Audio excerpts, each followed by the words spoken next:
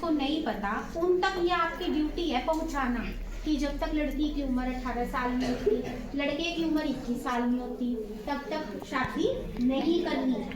और आप सबके लिए भी है ये, ठीक है।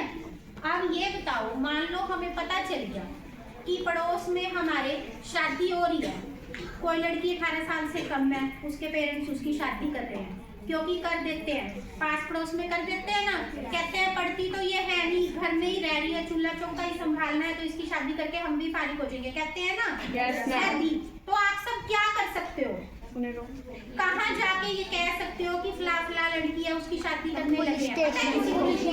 आप तो एजुकेटेड हो, आपकी तो ड्यूटी बनती है अपने समाज के प्रति, क्योंकि देखो वो जो बच्चा है जो 18 साल से कम है, कल को उसकी शादी होगी, उसके ऊपर कितना बोझ पड़ेगा, पड़ेगा कि नहीं पड़ेगा? एक तो पढ़ाई से गया, फिर उस पर ये बोझ पड़ा कि उसको अपना घर संभालना पड़ेगा, नहीं तो वो आपके जैसा ही पढ़ता या पढ़ती, ऐसा ही होता ना। लेकिन फिर जब उसके ऊपर बोझ पड़ेगा तो क्या उसका विकास उचित तरीके से हो पाएगा? आपके उसके बच्चे होंगे शादी के बाद, तो क्या वो उनको पाल पाएगा या पाल पाएगी? नहीं ना। तो ये गलत है, तो उसके खिलाफ हमें आवाज तो उठानी चाहिए। तो कैसे आवाज उठाओगे?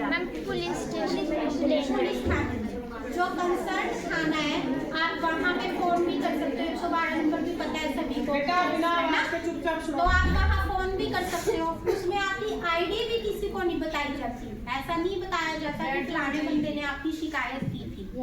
जो पुलिस है वो उस मैरिज को रोक देगी।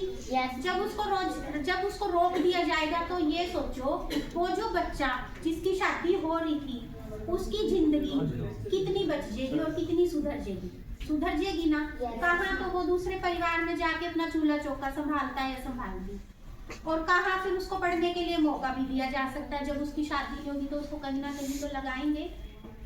तो अगर हमारे कारण किसी एक की भी जिंदगी सुधरती है तो ये अच्छा है या बुरा है? अच्छा। तो आप कभी अपने परिवार में, पड़ोस में